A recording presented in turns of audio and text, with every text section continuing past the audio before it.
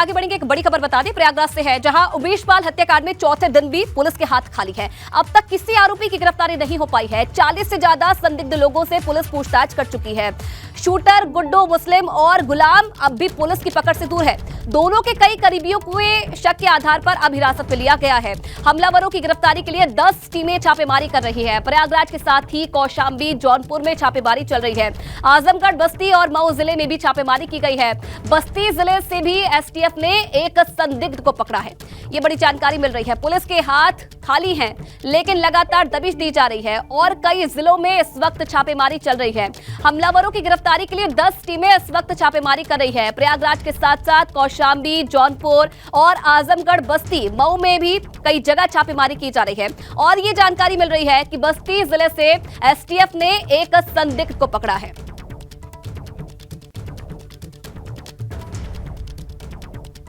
तो Umesh murder case में अब तक क्या हुआ है वो पॉइंट्स के जरिए आपको समझाते हैं। हत्या का चौथा दिन है जिसमें पुलिस के हाथ अभी भी खाली नजर आ रहे हैं। हत्यारों की तलाश में पुलिस जगह जगह छापेमारी कर रही है। प्रयागराज, वाराणसी, लखनऊ में भी छापेमारी चल रही है। आरोपियों की मध्य प्रदेश में भी तलाश की जा रही है और सबूतों की कड़ियां जोड़ने में एसटीएफ जुटी हुई है। इसी के साथ बरामद कार से सबूतों की तलाश भी की जा रही है।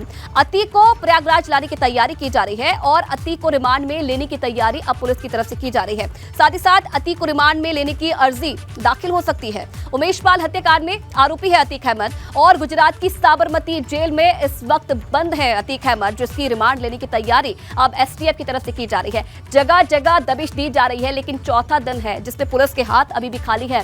और लखनऊ के साथ साथ प्रयागराज के साथ साथ कई ऐसे जिले हैं यूपी के जहां इस वक्त छापेमारी चल रही है। और ये जानकारी मिल रही है कि बस्ती से एक संदिग्ध को पुलिस ने हिरासत में लिया है। कई लोगों को अब तक हिरासत में लेकर पूछताछ की जा चुकी है, लेकिन कोई एंगल अभी तक मिल नहीं पा रहा है पुलिस को। गुजरात की साबरमती जेल में इस वक्त अतीक अहमद बंद है, जिसे जल्द ही रिमांड पर लेने की तैयारी पुलिस की तरफ से की जा रही है। और माना यह जा रहा है कि अतीक को रिमांड में लेने की अर्जी जो है वो आज दाखिल की जा सकती है। अब कितने दिन की रिमांड लेगी, क्या पूछताछ की जाएगी, ये तो समय बताएगा, लेकिन ये जानकारी मिल रही है। चौथा दिन है आज उमेश पाल हत्याकांड की गवाह। उमेश पाल मर्डर केस का ये पूरा मामला है। और देखिए मोहम्मद मोइन फिलहाल इस खबर पर और ज्यादा जानकारी के लिए हमारे साथ जुड़े हैं। मोहम्मद मोइन, चौथा दिन लेकिन पुलिस के हाथ अभी तक खाली, कई जगह छापेमारी चल रही है। क्या अभी तक कोई इनपुट मिल पाया है पुलिस को आरोपियों के बारे में?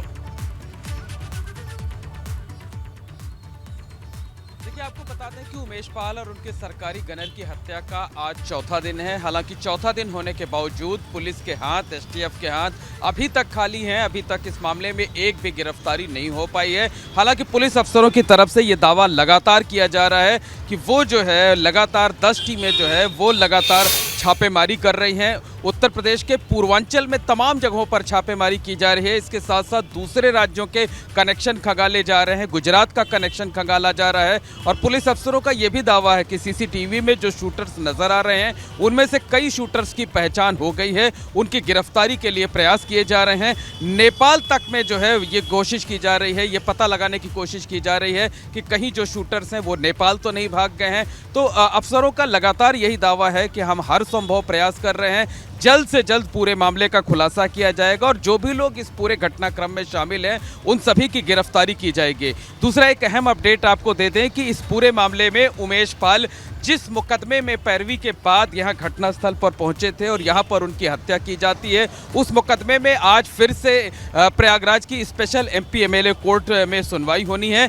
दोपहर 12 बजे के बाद इस पूरे मामले में सुनवाई हो सकती है और उस केस से जुड़े हुए जो भी सरकारी वकील हैं या जो दूसरे लोग हैं उन सभी को या तो सुरक्षा मुहैया करा दी गई है या फिर उनकी सुरक्षा बढ़ा दी गई है। चाहे वो डीजीसी क्रिमिनल गुलाब चंद्र अग्रहरी हो, चाहे एडीजीसी सुशील वैश्य हो, इन सभी की सुरक्षा में बढ़ोतरी की गई है या फिर उन्हें सुरक्षा नए सिरे से मुहैया कराई गई है। जी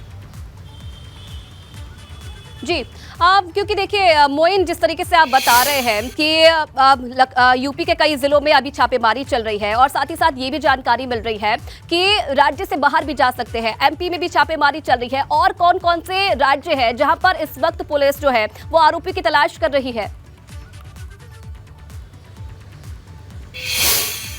देखिए, पुलिस को इस बात का शक है कि वारदात को अंजाम देने के बाद जो शूटर्स हैं वो उत्तर प्रदेश छोड़ चुके हैं। उत्तर प्रदेश छोड़कर वो दूसरे राज्यों में या तो छिपे हुए होंगे, मुंबई में, महाराष्ट्र में, या फिर वो नेपाल भाग सकते हैं। तो नेपाल सीमा पर भी जो है वो जो वहाँ पे पुलिसकर्मी की ड्यूटी रहती है, वहाँ पर जानकारी दी गई है, वहाँ पर निगरानी बरते जाने को कहा गया है। मध्य प्रदेश में, इसके साथ साथ महाराष्ट्र में, कई राज्यों में, 3 से 4 राज्यों में जो है वो निगहबानी कराने की काम किया जा रहा है। और पुलिस अफसरों को उम्मीद है कि जल्द ही उन्हें कोई ना कोई क्लू मिलेगा, जल्द ही उन्हें कोई ना कोई कामयाबी मिलेगी। और जो शूटर्स हैं, अब तक 9 शूटर्स की पहचान पुलिस ने की हुई है और इन 9 शूटर्स की पहचान के बाद इनकी गिरफ्तारी को लेकर कवायद तेज कर दी गई है। तो इसका साफ मतलब है कि हमले में कम से कम 9 शूटर्स थे, 9 अपराधी मौके पर मौजूद थे, जिनकी पहचान पुलिस ने लगभग कर ली है। अभी तक हाथ खाली है। देखने वाली बात यह है कि कब तक आरोपियों तक पहुंच पाती है पुलिस।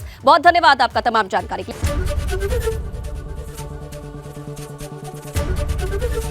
एबीपी गंगा, खबर आपकी, जुबान आपकी।